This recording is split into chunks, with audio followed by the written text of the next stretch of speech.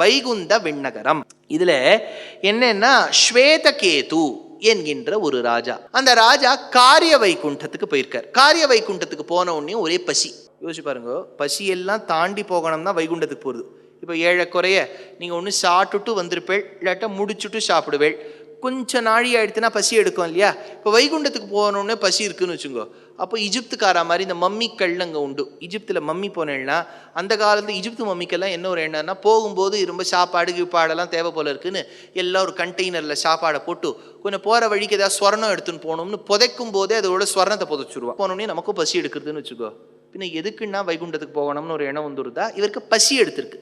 அப்போ ஸ்வேதகேதுவுக்கு பசி எடுத்த உடனே பெருமாள் சொல்லியிருக்கார், நீ ஒரு விதத்தில் கர்மா செய்தனால்தான் காரிய வைகுண்டத்துக்கு வந்திருக்க, ஆனால் இருந்தபோது ஒரு புண்ணிய காரியமும் பண்ணல, அதனால்தான் பசி எடுக்கிறது.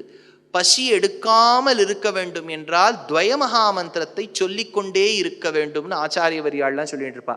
துவயத்தை சொல்லிகிட்டே இருந்தால்தான் போகிற வழியில் ஆத்மாவுக்கு எனர்ஜி இருக்கும்.